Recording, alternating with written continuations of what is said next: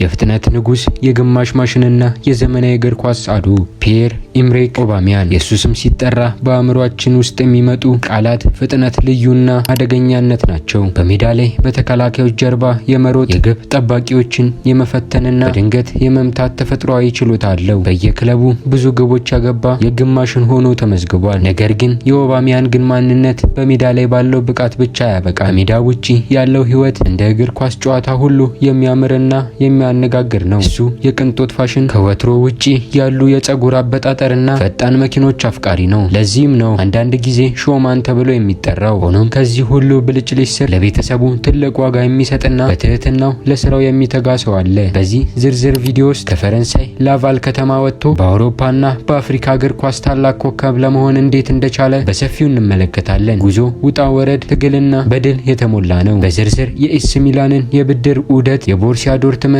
ንጉሳዊ ዘመን፣ በአርሰናል ያጋጠሙት ውዝግቦች፣ የባርሴሎናን አስደናቂ አጀማመርና ለጋቦን ብሔራዊ ቡድን ያለውን የማይናወጥ ፍቅር በጥልቀት እንመረምራለን።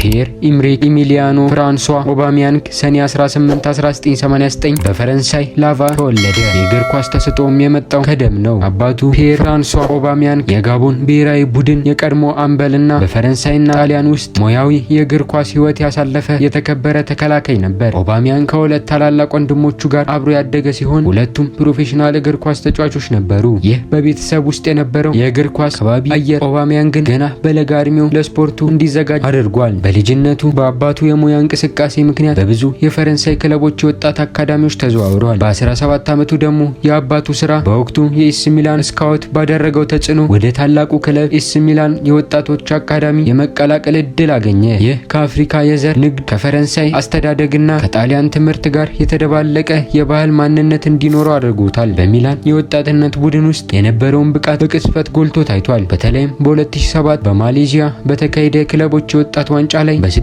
ጨዋታዎች 7 ግቦችን በማስቆጠር የውድድሩ ከፍተኛ ግብ አስቆጣሪ በመሆን ትልቅና ዝና ተረፈ። ይሁን እንጂ በሚላን ዋና ቡድን ውስጥ በወቅቱ ሮላንዶ ብራዚላዊው ፒያቶ እና ኢንዛጊ ባሉ ኮከቦች በመሞላቱ ኦባሚያንግ ለራሱ ቦታ ማግኘት አልቻለም። ይህን ተከትሎ ወደ ፈረንሳይ ሊጎች ለስልጠና እንዲሄድ በውሰት መላክ ተጀመረ። ይህም ለብዙ ዓመታት የሚዘልቅ የሙያ ትግል መጀመሪያ ነበር። በ2008 እስከ 2011 ባለው ጊዜ ውስጥ የኦባሚያንግ ህይወት የማያቋርጥ የቦታ ለውጥ ነበር። በዲጆን ሁለተኛ ሊግ ጥሩ አጀማመር ቢያደርግም በከፍተኛ ሊግ ክለቦች ሊል እና ኤሲ ሞናኮ የነበረውን ቆይታ በጣም አሰልቺ ነበር። ብዙ ጊዜ አሰልጣኞች እንደ ክንፍ ተጫዋቾች ይጠቀሙት ስለነበር የግብ ማስቆጠር ችሎታውን ሙሉ በሙሉ ማሳየት አልቻለም። በመገናኛ ብዙሃን ዘንድም በእግር ኳስ ብቃቱ ላይ ትልቅ ጥያቄ ይነሳ ነበር። ፍጥነት እንጂ የኳስ መቆጣጠር ብቃትና የማጨራረስ ብቃት የጎደለው የሚል ስያሜ ተሰጥቶት ነበር። በእንደዚህ አይነት ፈታኝ ሁኔታዎች ውስጥ በጃንዋሪ 2011 ወደ ሴንት ኢቲየን በውሰት መሄዱ የእግር ኳስ ህይወቱን ሙሉ በሙሉ ለወጠው። እዚህ ነበር አሰልጣኝ ክሪስቶፍ ጋልቲየር በሱ ላይ ልዩ እምነት በመጣል ለስኬት እንዲበቃ የረዱት። የ2011 የመጨረሻ ክለቡ በ1.8 ሚሊዮን ዩሮ ቋሚ ውል ሲያስፈርመው ኦባሚያንግ ስኬታማነቱን ማሳየት ጀመረ። በሴንት ኢቲየን ወደ ማዕከላዊ አጥቂነት መቀየሩ ውሳኔ ከሁሉም በላይ የሚጠቀስ ነው። በ2012-13 የውድድር ዘመን በ37 ጨዋታዎች 19 ግቦችንና 8 አሲስቶችን በማስመዝገብ በሊግ 1 ከታላቁ ዘላታን ኢብራሂሞቪች ቀጥሎ ሁለተኛ ከፍተኛ ግብ አስቆጣሪ በመሆን አጠናቀቀ። በዚሁ ዓመት የሊግ 1 የአፍሪካ ምርጥ ተጫዋች ተብሎ ሲመረጥ የሱ ተሰጥኦ ለአፍሪካ ታላቅ ውርስ የሚጀምር መሆኑን አሳየ። የፈረንሳይ ሊግ ካፕን በማሸነፍ የመጀመሪያውን ትልቅ ዋንጫ አገኘ። በመጨረሻም የዓለም አቀፍ ግዙፍ ክለቦች ትኩረት ወደ እሱ ዞረ፣ በተለይ ከጀርመን። በ2013 የበጋ ወቅት ኦባሚያንግ በ13 ሚሊዮን ዩሮ የዝውውር ዋጋ ወደ ጀርመኑ ግዙፍ ቦሩሲያ ዶርትመንድ ሲዘዋወር የእግር ኳስ ህይወቱ ትልቁንና ብሩህ ምዕራፍ ተጀመረ። በቡንደስሊጋ የመጀመሪያ ጨዋታው ላይ ሃትሪክ በመስራት አዲሱን ሊጉ ማነቃነቅ ጀመረ። መጀመሪያ ላይ ከሮበርት ሌቫንዶስኪ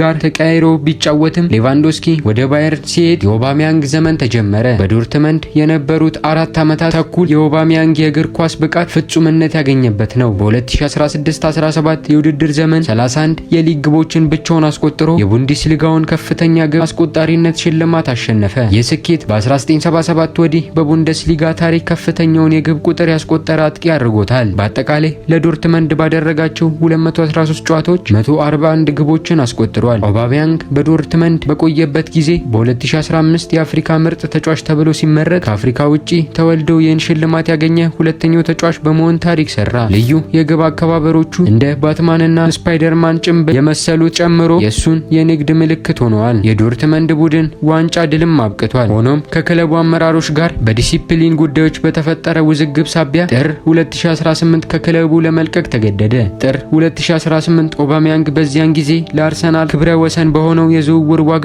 ወደ እንግሊዝ ፕሪሚየር ሊግ ሲያመራ ትኩረትን ስቧል። በለንደን የጀመረው ጉዞም እጅግ ስኬታማ ነበር። በ2018-19 የውድድር ዘመን 22 የሊግ ግቦችን አስቆጥሮ ከሳላ እና ማኔ ጋር በመሆን የፕሪሚየር ሊግ ሊጉን የጋራ ከፍተኛ ግብ አስቆጣሪነት ሽልማት አሸነፈ። በ2019-20 የውድድር ዘመን የአርሰናል አምበልነት ቦታ ሲረከብ በክለቡ ታሪክ ውስጥ ትልቅ ቦታ አገኘ። በተለይም በኮቪድ ወቅት በተደረገው የ2020 የኤፍኤ ካፕ ፍጻሜ ላይ ቼልሲን በተመሳሳይ 2 ግቦችን አስቆጥሮ ዋንጫ እንዲያሸንፍ ቁልፍ ሚና ተጫውቷል። ኦባሚያንግ በአርሰናል ባደረጋቸው 163 ጨዋታዎች 92 ግቦችን አስቆጥሯል። ሆኖም የአርሰናል ቆይታው በመጨረሻ በአብዛኛው በውዝግብ የታጀበ ነበር። በተደጋጋሚ በዲሲፕሊን ጥሰቶች በተለይም ዘግይቶ ወደ ልምምድ በመቅረብ ከክለቡ አሰልጣኝ ሚካኤል አርቴታ ጋር የነበረውን ግንኙነት ሙሉ በሙሉ ተበላሽቷል። አርቴታ በክለቡ ተግሳጽን ለማስፈን ሲል ኦባሚያንግን አምበልነቱ ማዕረግ በይፋ ነጠቀው። ይህ ውጥረት የተሞላበት ሁኔታ በ2022 ክረምት ላይ ውሉ እንዲቋረጥ ክለቡን በነፃ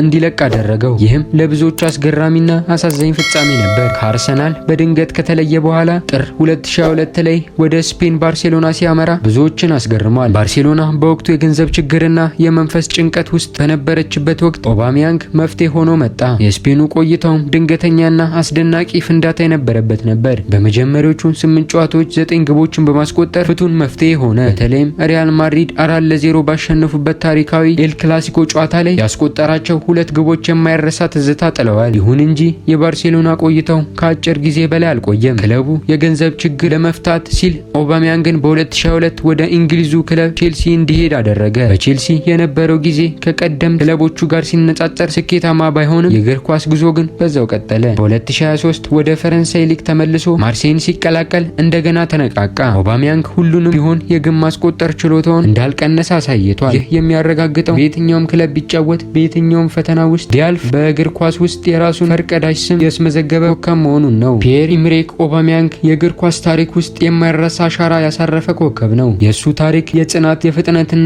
የስታይል ጥምረት ነው። ከብድር ቆይታዎች ትግል ወደ አፍሪካ ምርጥ ተጫዋችነትና የፕሪሚየር ሊግ ከፍተኛ ግብ አስቆጣሪ የደረሰው ጉዞ ለብዙ ወጣቶች ተመስጦ ነው። በየትኛውም ክለብ ላይ ቢሆን ከ200 በላይ ግቦችን በማስቆጠር የእግር ኳስ ዓለምን ለውጧል። የሱ ሾውማን ባህሪ፣ ልዩ የግብ አከባበሮችና የቅንጦት አኗኗሩ የእግር ኳሱን ትርጉም ወደ ሰፊ መድረክ ወስዶታል። ኦባሚያንግ የጋቦንን ክብር በአውሮፓ መድረክ ከፍ ያደረገ የአፍሪካ አምባሳደር ነው። የሱ ቅርጽ በፍጥነት በግብና በማይረሱ አፈታዎች የተሞላ ነው። የፒየር ኢምሪክ ኦባሚያንግ አስደናቂ የተሟላና ውዝግብ ያልተለየው ታሪክ ይህንን ይመስላል። እርሱ የትኛውን የሱን ወቅት ነው በይበልጥ የሚያስታውሱት? አስተያየታችሁን ከስር ባለው ኮመንት መስጫ ላይ ያስቀምጡልን። ቻናላችንን ላይክ እና ሰብስክራይብ በማድረግ የደወል ምልክቷን መጫን አትዘንጉ። በሚቀጥለው ታላላቅ የእግር ኳስ ተጫዋቾች ታሪክ እስከምንገናኝ ድረስ ቸር ይሁኑ።